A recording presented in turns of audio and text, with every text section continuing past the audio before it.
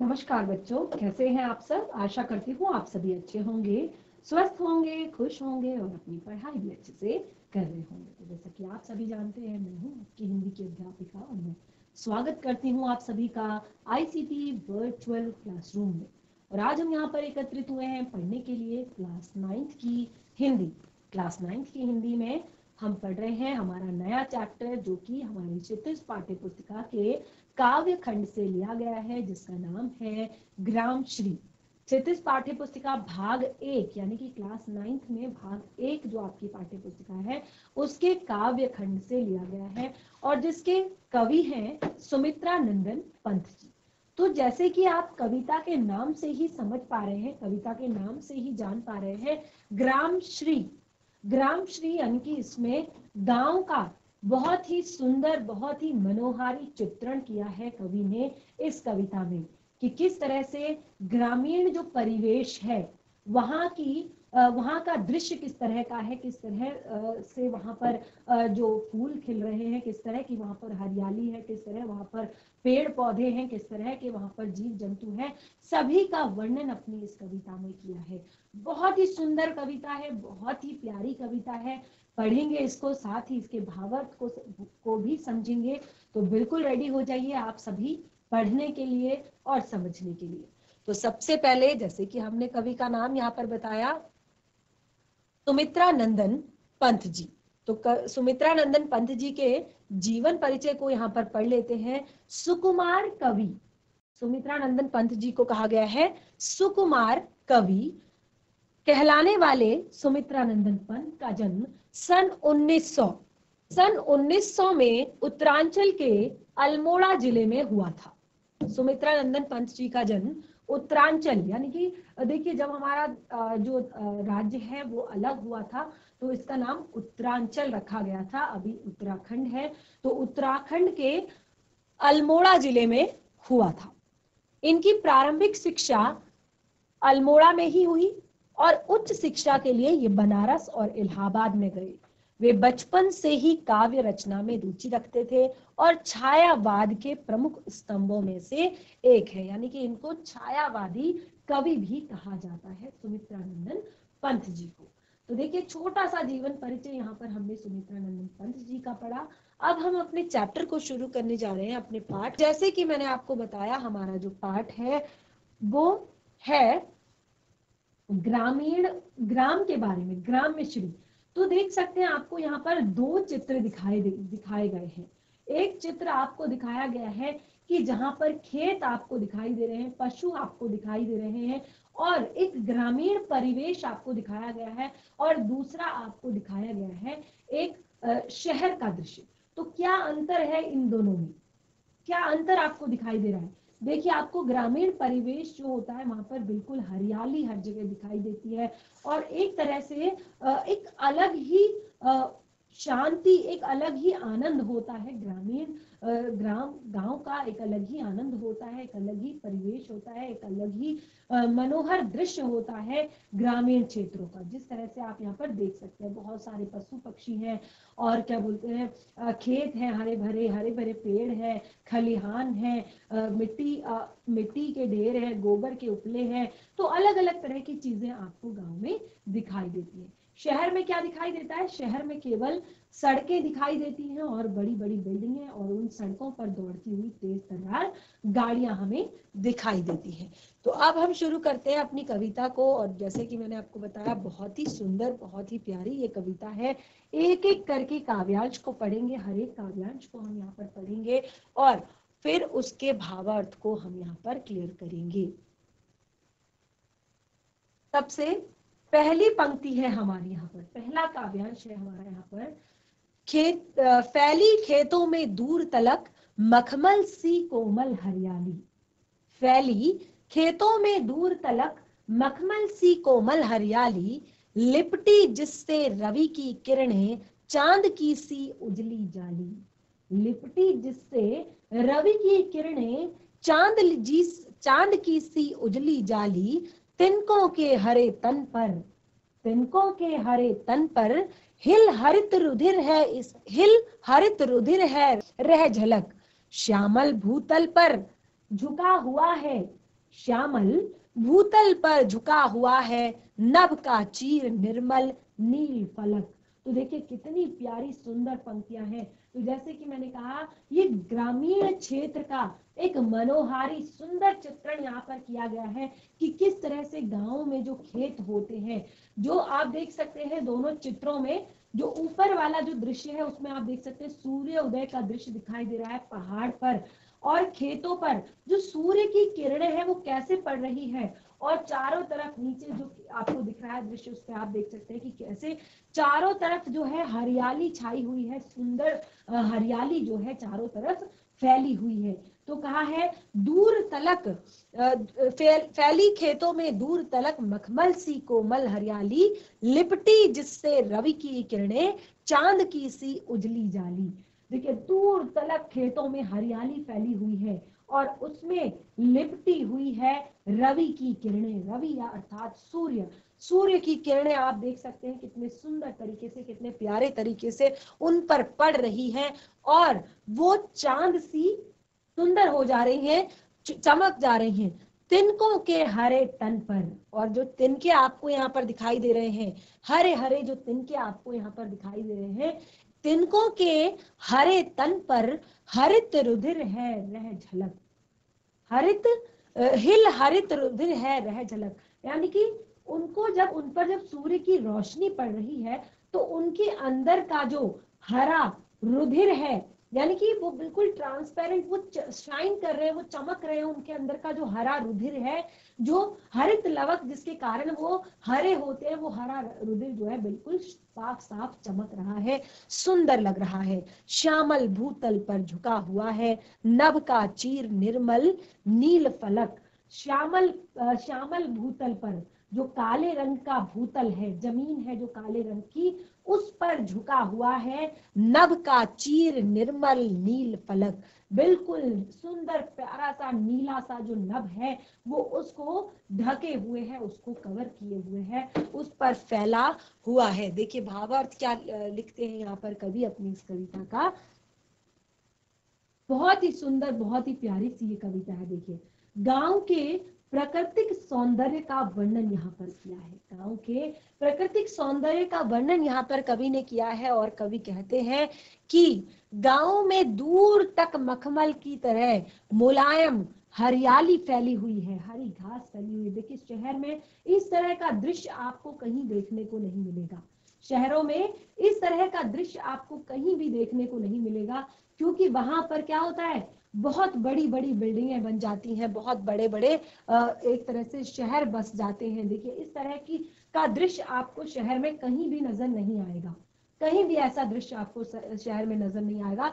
शहर में तो बिल्कुल केवल इसी तरह का दृश्य, जैसे कि आपने यहाँ पर देखा कि केवल और केवल बड़ी बड़ी बिल्डिंगें और चारों तरफ सड़कें और उन सड़कों पर भागती, बहुत तेजी से भागती गाड़ियां, जो हरदम ऐसा लगता है कि कहीं किसी की जो ट्रेन है वो छूटी जा रही है। बस अपने काम में व्यस्त सब लोग बस इधर उधर भागे जा रहे हैं, सब लोग बस इधर उधर भाग रहे हैं। तो वही चीज यहाँ पर बताई गई है कि गांव के प्राकृतिक सौंदर्य का वर्णन किया है और कहा है कि गांव में दूर तलक मखमल की तरह मुलायम जो हरियाली है वो फैली हुई है, और इस पर पड़ने वाली सूरज की किरणों को देखकर ऐसा लगता है कि चांदी का कोई जाल बिछा हुआ है, चांदी की कोई जाल सी बिछी हुई है, और पत्तियों पर हिलती हुई ओस। जब सुबह होती है ना, प्रातः काल होती है, तो सुबह की जो एक तरह से उषा होती है, भोर होती है, तो हल्की सी मंदी सी ठंडी हवा चल रही होती है, और पौधों की जो पत्तियां हैं उन पर ओस की बूंदें आप साफ साफ देख सकते हैं। तो वो कैसे प्रतीत होते हैं, जैसे कि क्योंकि सूर्य की किरणें उन पर पड़ रही है तो पत्ते का रंग हरा है, और वो जो ओस की बूंद है वो भी हरा दिखाई देता है। तो हिलती हुई ओस की बूंद देखकर ऐसा लग रहा है कि उनमें हरा रक्त बह रहा है, उन पत्तियों में हरा रक्त बह रहा है। हरी भरी धरती पर विस्तृत फैला हुआ नीला आसमान, जो सुंदर सी हरी भरी धरती है उस पर विस्तृत तरीके से बहुत ही बड़े सुंदर तरीके से फैला हुआ ये नीला आसमान इस तरह का प्रतीत होता है मानो धरती को बाहों में भरने के लिए ये झुका हुआ हो। देखिए कितना सुंदर चित्र है, ये ऐसा लग रहा है आसमान की वो धरती को अपनी बाहों में भरना चाहता है। तो इतने सुंदर तरीके से ये दृश्य यहाँ पर दर्शाया गया है। ग्रामीण परिदृश्य ये है, गांव का ये प्राकृतिक सौंदर्य आपको बताया गया है। अगली पंक्तियां पढ़ते हैं कविता की, बहुत ही सुंदर पंक्तियां हैं अगली। रोमांचित सी लगती है वसुधा, रोमांचित सी लगती है वसुधा, आई जो गेहूं में बाली। रोमांचित सी लगती है वसुधा, आई जो गेहूं में बाली। अरहर सनई की सोने की कंकड़ियां हैं शोभाशाली। अरहर सनई की सोने सी कंकड़ियां हैं शोभाशाली। उड़ती हुई भीनी तैला वक्त गंध, उड़ती हुई भीनी तैला वक्त गंध। फूली सरसों पीली पीली, लो हरित धरा सा झांक रही। नीलम की कली तीसी नीली। देखिए कितनी प्यारी पंक्तियां हैं, कितनी सुंदर पंक्तियां हैं। अगर आप इनका भावार्थ समझेंगे तो आपको बहुत ही ज्यादा अच्छा लगेगा, बहुत ही ज्यादा आनंद आपको आएगा। रोमांचित सी लगती है वसुधा, तो वसुधा का अर्थ होता है धरती। रोमांचित सी लगती है वसुधा, आई जो गेहूं में बाली। जब गेहूं में बाली आ जाती है, गेहूं में बाल आ जाती है, ये बालियां आप देख रहे हैं गेहूं की। तो जब गेहूं पूरे गांव में एक तरफ से जब पहले पूरी हरियाली छाई हुई है और अब वो हरियाली इस तरह की गेहूं की बालियों में बदल गई है, तो ऐसा लगता है वसुधा के अंदर, वसुधा का अर्थ होता है धरती, ऐसा लगता है वो रोमांच यानी कि खुशी के कारण वो फूली नहीं समा रही है, उसको बहुत खुशी हो रही क्योंकि इतना सुंदर, इतनी सुंदर फसल जो लहला रही है उसके ऊपर। अरहर सनई की सोने की किंकड़ियां शोभाशाली। और अब चारों तरफ जो गांव में फसलें हैं वो पक चुकी है, अरहर है, सनई है, वो पक चुकी है, वो पीले हो चुके हैं और उनकी जो कंकड़ियां हैं, उनके जो दाने हैं वो कैसे लगते हैं, सोने से लगते हैं, सोने के समान शोभा पाते हैं।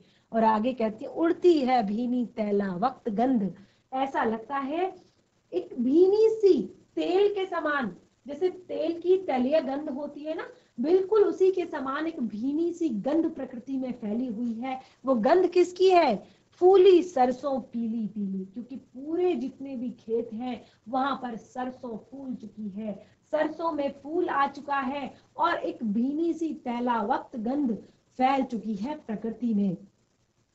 लो हरित धरा सी झांक रही, नीलम की कली तिस नीली। लो हरित धरा से झांक रही, नीलम की कली तीसी नीली।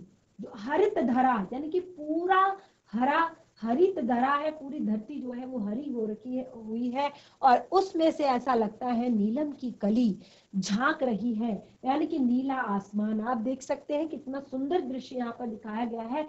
ये गेहूं की बाल से आसमान से जो नीला आसमान जो सुंदर सा झांक रहा है वो बहुत ही प्यारा, बहुत ही सुंदर प्रतीत हो रहा है। अब हम इसके भावार्थ को यहाँ पर क्लियर कर लेते हैं। देखिए अब यहाँ पर क्या बताया है कवि ने अपने इस इन पंक्तियों के भावार्थ में। कवि कह रहे हैं कि गांव के इस सौंदर्य को देखकर, ग्रामीण सौंदर्य को देखकर, गांव के इस परिदृश्य को देखकर, गांव के इस मनमोहक दृश्य को देखकर ऐसा लगता है मानो धरती खुशी से एवं रोमांच से भर गई हो। रोमांच यानी कि बहुत ज्यादा एक्साइटमेंट, बहुत ज्यादा उत्सुकता और बहुत ज्यादा खुशी। तो धरती पे जब इतनी सुंदर सुंदर इतने फूल खिले हुए हैं, फसलें उग चुकी हैं, तो ऐसा लगता है जैसे उसको बहुत ज्यादा खुशी हो रही है, बहुत ज्यादा आनंद उसको आ रहा है। और उसके रोमांच को प्रदर्शित करने के लिए, उसकी खुशी को दिखाने के लिए कि धरती कितनी ज्यादा खुश है, जौ गेहूं के पौधों में बालियां निकल आई हैं, यानी कि उसके रोमांच को कौन दिखा रहा है, जौ और गेहूं में आई हुई वो सुंदर सुंदर बालियां दिखा रही है। अरहर और सनई के पौधों पर लगी फलियां दिखा रही हैं और वो कैसी लग रही हैं, कमर के आभूषण में लगे घुंघरुओं की तरह सुशोभित हो रही है। कमर का आभूषण यानी कि जो करधनी होती है ना, क्योंकि जो अरहर और सनई वो पक चुके हैं, और जब आप उनको उठाते हैं ना, उनकी आपने देखा होगा, क्योंकि ज्यादातर बच्चे सभी ग्रामीण परिवेश से आते हैं और सबके घरों में थोड़ा बहुत दालें, जो पहाड़ों से जो बच्चे यहाँ पर हमसे कनेक्टेड हुए हैं, जुड़े हुए हैं, उनको ज्यादा पता होगा, क्योंकि जो भी, चाहे वो सोयाबीन हो, चाहे वो राजमा हो, चाहे वो अरहर हो, चाहे वो उड़द हो, चाहे वो मसूर हो, चाहे कोई सी भी दाल हो, उसको जब उसके बीज जब पक जाते हैं तो उनको जब हम उठाकर एक स्थान से दूसरे स्थान पर रखते हैं तो उनके अंदर से ऐसी आवाज आती है जैसे घुंघरुओं की आवाज आती है, क्योंकि वो पक चुके हैं। अब उन्होंने अपने छिलके को छोड़ दिया है, वो सूख चुके हैं। तो बिल्कुल वैसा ही लग रहा है अरहर और सनई के पौधों पर लगी फलियां कमर के आभूषण, कमर में बांधी जाती है करधनी और उसके साइड में लगे होते हैं घुंघरू, तो जब भी चलते हैं तो वो छन छन छन की आवाज करते हैं। तो बिल्कुल उन घुंघरुओं की तरह ये सुशोभित हो रहे हैं। चारों ओर सरसों के फूल फूल गए हैं, चारों ओर सरसों के फूल फूले हुए हैं और उनसे तेल की सी गंध फैल रही है, यानी कि तेल की सी सुंदर सुगंधित एक तैलीय गंध फैली हुई है। इस समय हरी भरी धरती से अलसी की नीलम सी कली, अलसी एक पुष्प है, उसकी नीलम सी कली, नीली कली, उसका फूल नीला होता है, उसकी नीली कली और नीले रंग का फूल अब निकलने लगे हैं। अलसी पर नीले रंग का फूल निकलने लगा है, नीले रंग से वो ऐसे वो झांक रहा है प्रकृति के अंदर से, बहुत ही सुंदर, बहुत ही प्यारा ये दृश्य लग रहा है। तो इस तरह से दूसरा काव्यांश हमारा यहाँ पर कंप्लीट होता है। अब हमारा तीसरा काव्यांश देखिए, बहुत ही ज्यादा सुंदर, बहुत ही प्यारी हमारी ये कविता है। अगर आप इसको ध्यान पूर्वक समझेंगे, अगर आप इसको अपनी कल्पना शक्ति को खुला रखकर समझेंगे, अगर आप ग्रामीण परिवेश में जाएंगे, अपनी कल्पनाओं में अपने गांव के बारे में सोचेंगे, तो आपको ऐसा लगेगा कि कितनी सुंदर कविता है, कितनी प्यारी कविता है। आगे कहा है, रंग रंग के फूलों में रिलमिल हंस रही सखियां मटर खड़ी, रंग रंग के फूलों में रिलमिल हंस रही सखियां मटर खड़ी, मखमली मोतियों सी लटकी छिमियां छिपाए बीज लड़ी, मखमली मोतियों सी लटकी छिमियां छिपाए बीज खड़ी, फिरती है रंग रंग की तितली रंग रंग के फूलों पर सुंदर, फूल फिरते हैं, फूले फिरते हैं फूल स्वयं उड़ उड़ वृंतों से वृंतों पर, फूले फूलते फिरते हैं फूल स्वयं उड़ उड़ वृंतों से वृंतों पर। देखिए बहुत ही सुंदर, बहुत ही प्यारी पंक्तियां। रंग रंग के फूलों में रिलमिल हंस रही सखियां मटर खड़ी, जो अब अलग अलग तरह के फूलों से, देखिए मटर का जो फूल होता है कहीं पर सफेद होता है, कहीं पर हल्का सा पिंक कलर का होता है, तो अलग अलग रंग के फूलों से रिल मिलकर यानी कि घुल मिलकर हंस रही है सखियां मटर खड़ी। मटर के पौधों को यहाँ पर महिलाओं की यानी कि युवतियों की संज्ञा दी है, जो युवतियां हैं उनकी संज्ञा दी है, और क्या कहा है कि वो इस सुंदर प्राकृतिक दृश्य को देखकर हंस रही हैं, खुश हो रही हैं, प्रसन्न हो रही है। मानवीयकरण अलंकार यहाँ पर है किया गया है। छिमिया छिपाए बीज लड़ी, मखमली मोतियों से लटकी छिमिया छिपाए बीज लड़ी। छिमिया के जो फूल होते हैं, देखिए कितनी घना उसका बहुत ही बेल होती है और उस पर पिंक कलर के फूलों से वो लदा हुआ होता है, और साथ ही उसके जो पत्ते होते हैं और उसकी जो वो होती है छिमिया जो लगी होती है, वो बिल्कुल लद जाती है पेड़ों से, और कई बार पता है क्या होता है कि वो इस तरह से अंदर झाड़ियों में छुपी होती है कि हम देख नहीं पाते हैं।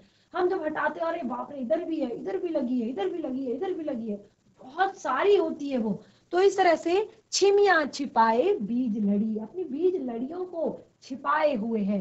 फिरती है रंग रंग की तितलियां, फिरती है रंग रंग की तितलियां, रंग रंग के फूलों पर सुंदर सुंदर। और रंग बिरंगी फूल गांव में खिले हुए हैं और रंग बिरंगी तितलियां उन फूलों पर उड़ रही है। फूले फिरते हैं फूल स्वयं, फूले फिरते हैं फूल स्वयं, उड़ उड़ वृंतों से वृंतों पर। आप क्लास 9 के बच्चे हैं और आपको पता होगा कि जर्मिनेशन ऑफ सीड्स, कैसे जर्मिनेशन होता है सीड्स का, कैसे फूल एक फूल से दूसरे फूल के वृंत पर कैसे पहुंचता है, कैसे फूलों में, कैसे पुष्प में, किस तरह से पुष्पों में जर्मिनेशन होता है, कैसे किस तरह से ये सारी प्रोसेस होती है। तो आपको पता है कि क्या होता है, जब हवा चलती है तो एक पुष्प के वृंत से दूसरे वृंत पर जो बीज होते हैं वो उड़ कर जाते हैं और इस तरह से पुष्पों में क्या होता है, पुष्प बनते हैं, पुष्प खिलते हैं। तो इस तरह से बहुत ही सुंदर चित्रण यहाँ पर किया है। इसका भी भावार्थ क्या कहते हैं कवि, हम देख लेते हैं। तो कवि कहते हैं कि खेतों में रंग बिरंगी फूल जो है खिल उठे हैं, खेतों में रंग बिरंगे फूल खिल उठे हैं। और फूल कैसे हैं, वहीं बगल में खेत में बैगन सफेद फूलों वाली मटर को देखकर लगता है जैसे मटर सखियां साथ में हंस रही हो। मटर में फलियों को देखकर लगता है कि मखमली पोटलियों में किसी ने रत्न को छिपाए हुए हैं, क्योंकि अभी मटर जो है बिल्कुल ताजी है, एकदम फ्रेश है। उसकी जो फलियां हैं मटर की, वो बिल्कुल मोटी मोटी हो रखी है और एकदम ताजी फ्रेश है। ऐसा लगता है किसी ने उसके अंदर मोती छिपा दिए हों। चारों ओर रंग बिरंगे फूल खिले हुए हैं जिन पर रंगीन तितलियां उड़ रही हैं। बहुत ही सुंदर, बहुत ही प्यारे फूल खिले हुए हैं और उन फूलों पर ही रंगीन तितलियां उड़ रही है। ऐसा लगता है क्योंकि फूल भी रंग बिरंगे हैं जिस तरह से आप देख सकते हैं, और तितलियां भी रंग बिरंगी हैं। तो ऐसा लगता है कि एक फूल उड़कर ही दूसरे फूल पर जा रहा हो, ऐसा लगता है जब उन तितलियों को उड़ता हुआ देखते हैं। बहुत ही सुंदर, बहुत ही प्यारी पंक्तियां, थोड़ा सा ध्यान पूर्वक अगर समझेंगे तो आप समझ पाएंगे इसके भावार्थ को। अगला काव्यांश हम देखते हैं। अब रजत स्वर्ण मंजरियों से, अब रजत स्वर्ण मंजरियों से लद गई आम्र तरु की डाली। अब रजत स्वर्ण मंजरियों से लद गई आम्र तरु की डाली, झर रहे ढाक पीपल के दल, झर रहे हैं ढाक पीपल के दर, हो उठी कोकिला मतवाली, हो उठी कोकिला मतवाली, महके कटहल कुमुलित जामुन, जंगल में झरबेरी झूली, फूले आड़ू नींबू दाड़िम, आलू गोभी बैगन मूली। फूले आड़ू नींबू दाड़िम, आलू गोभी बैगन मूली। यानी कि गांव में जितने भी फल, जितनी भी सब्जियां होती हैं, उन सभी के बारे में यहाँ पर कवि कह रहे हैं कि अब रजत स्वर्ण मंजरियों से लद गई है आम्र तरु की डाली। आम के पेड़ में बौर आ गई है, आम के पेड़ में बौर आ गई है। आम का जो पूरा पेड़ है वो लद चुका है उसकी बौर से। झर रहे हैं ढाक पीपल के दल, दल का अर्थ होता है पत्ता, और पीपल और ढाक के पत्ते जो हैं वो गिर रहे हैं। हो उठी कोकिल मतवाली। और इतना सुंदर दृश्य देखकर, इतना प्यारा प्राकृतिक दृश्य देखकर कोकिल यानी कि कोयल जो है वो मतवाली हो रही है, बहुत ही खुश हो रही है और जोर जोर से अपना गीत सुना रही है। महके कटहल मुकुलित जामुन, महके कटहल मुकुलित जामुन, जंगल में झरबेरी झूली। अब कटहल भी पक चुका है, जामुन भी मुकुलित हो चुके हैं, जामुन भी पक चुके हैं, जंगल में झरबेरी यानी कि बेर जो है वो पकने लगे हैं। फूले आड़ू नींबू दाड़िम, आड़ू नींबू दाड़िम इन सभी में फूल आ चुका है। आलू गोभी बैगन मूली, आलू गोभी बैगन मूली की फसलें भी बिल्कुल तैयार होने को है, बिल्कुल रेडी होने को है। तो देखिए इस तरह से बिल्कुल बहुत सारी जो चीजें हैं वो अब बिल्कुल रेडी हो गई हैं, बिल्कुल तैयार हो गई हैं। एक बहुत अच्छा जो मौसम है, एक बहुत अच्छा जो समय है वो आ चुका है। देखिए गांव में आपको हमेशा, चाहे लोगों के पास थोड़ा सा जमीन हो, चाहे लोगों के पास ज्यादा जमीन हो, आपको हमेशा चाहे फल हो चाहे सब्जियां हो, हमेशा कैसी मिलती है? फ्रेश मिलती है, ताजी मिलती है, बिल्कुल ताजी। क्योंकि शहर में जो भी फल सब्जी आती है वो हमेशा बाहर से आती है और वो कभी भी फ्रेश नहीं होती। तो गांव की इसी सुंदरता का वर्णन यहाँ पर कवि ने किया है। गांव की इसी सुंदर दृश्य को कवि ने यहाँ पर बताया है। क्या भावार्थ बताते हैं कवि इसका? कि आम के पेड़ की डाली चांदी और सोने की मंजरियों से लद गए हैं। आम के पेड़ की जो डाली है वो चांदी और सोने की मंजीरियों से लद गई है। आम के बौर की खुशबू में आम के नशे का असर कर रही है, क्योंकि पूरे एक तरह से आम के जितने पेड़ हैं सब पर बौर आ चुकी है, सब पर बौरें लद गई हैं और उन बौरों की खुशबू ऐसी है कि जैसे आम की खुशबू का नशा असर करता है। आम की खुशबू आपने देखा होगा ना कि अगर ठेली पे भी आम बिक रहे हो और आप वहां से गुजर रहे हो तो बिल्कुल आपके नाक पे चली जाएगी। और अगर कोई खा रहा है काट के आपके आसपास तो बिल्कुल जैसे ही आम कटेगा तो आपकी नाक में सबसे पहले उसकी खुशबू चली जाती है। या कहीं पर अगर रखे होते हैं आम, चाहे आपके फ्रिज में रखे हो चाहे कहीं बाहर रखे हो, किसी बैग में रखे हो, तो अगर उनको हम निकाल भी देते हैं तो काफी टाइम तक उनकी जो खुशबू होती है सुंदर सी भीनी सी वो उसमें बनी रहती है। और पीपल के पत्ते झड़ने शुरू हो गए हैं और कोयल वसंत ऋतु की मादकता में मतवाली हो गई है। वसंत ऋतु का ये समय है और कोयल उसकी मादकता में मदमस्त हो गई है और बहुत खुशी से गाने लगी है, चिल्लाने लगी है। कटहल के पेड़ों से और अध खिले जामुन के फूलों से माहौल महकने लगा है।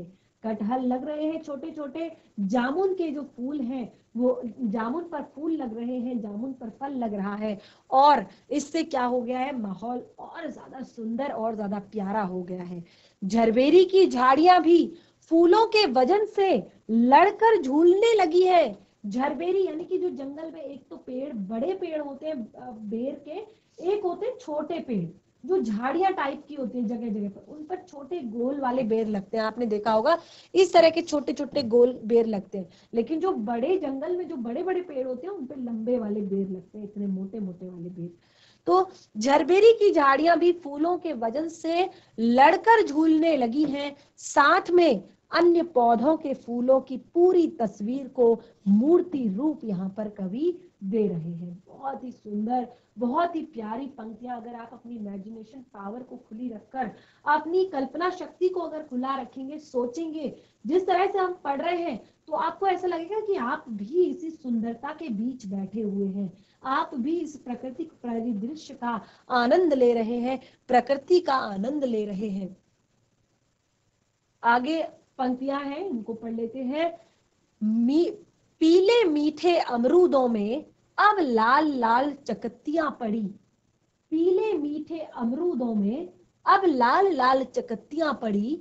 पक गए सुनहले मधुर बेर, पक गए सुनहले मधुर बेर।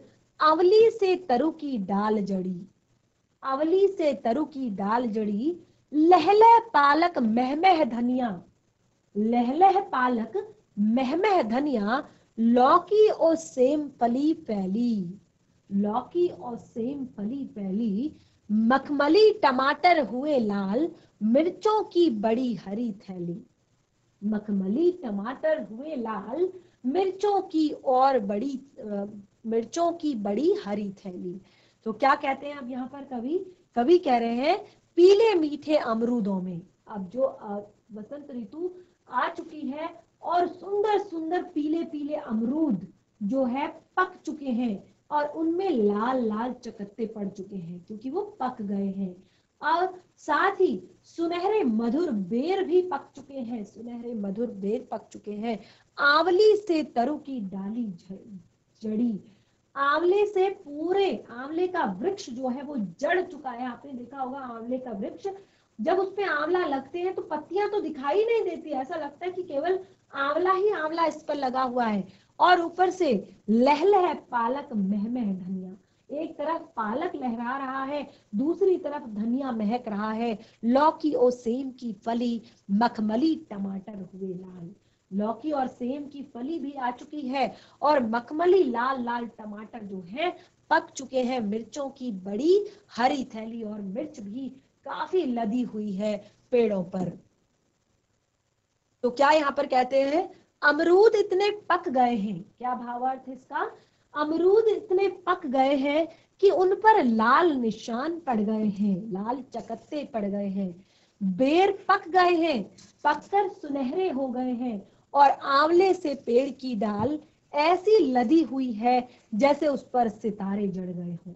आंवले से पेड़ की डाल ऐसे लदी है जैसे उस पर सितारे लदे हों।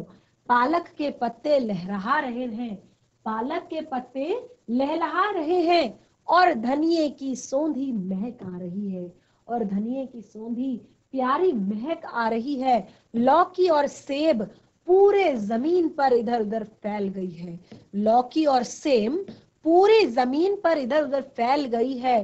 तमतर, तमतर यानी टमाटर, टमाटर मखमल की तरह लाल हो गए हैं, टमाटर बिल्कुल मखमली लाल कलर के हो गए हैं, और मिर्च के पौधे किसी हरी भरी थैली की तरह लग रहे हैं। मिर्च के पौधे किसी हरी भरी थैली के समान प्रतीत हो रहे हैं। देखिए कितनी सुंदर, कितनी प्यारी पंक्तियां कवि ने यहाँ पर प्रयोग की है प्राकृतिक सौंदर्य को दिखाने के लिए, प्रकृति की सुंदरता को दिखाने के लिए। देखिए आगे क्या कहते हैं, बालू के सांपों से अंकित, बालू के सांपों से अंकित गंगा की सतरंगी रेती, सुंदर लगती सरपत छाई तट पर तरबूजों की खेती। सुंदर लगती सरपट छाई तरबूजों की खेती, अंगुली की कंघी से बगुले कलंगी सवारते हैं कई, तिरते जल में सुरखाब पुलिन पर मगरौठी रहती है सोई। देखिए अभी तक आपने जितना पढ़ा तो इसमें पूरे गांव का एक परिदृश्य दिखाया था। अब गांव की ही जो नदी है उसके किनारे और नदी के दृश्य को दर्शाया गया है। तो आप देख सकते हैं जब आप इमेजिन कर रहे हैं तो बहुत ही सुंदर, बहुत ही प्यारा परिदृश्य हमें यहाँ पर दिखाई दे रहा है। तो देखिए कविता के जितने भी काव्यांश अभी तक हमने यहाँ पर पढ़े हैं, इन काव्यांशों को आप एक बार रिवाइज कीजिए, एक बार घर पर जाकर इन्हें पढ़िए, समझिए, इनके भावार्थ को समझने की कोशिश कीजिए, और जितना भी भावार्थ आपको समझ में आया है उसको अपनी कॉपी में नोट डाउन कीजिए। तो बाकी का जो शेष हमारी कविता है उसको हम नेक्स्ट सेशन में डिस्कस करेंगे। आज का हमारा जो ये सेशन है वो यहीं पे समाप्त होता है। जितना भी पढ़ाया है घर पर रिवाइज कीजिए, बाकी हम पढ़ेंगे नेक्स्ट सेशन में। तब तक के लिए धन्यवाद। आपका दिन शुभ।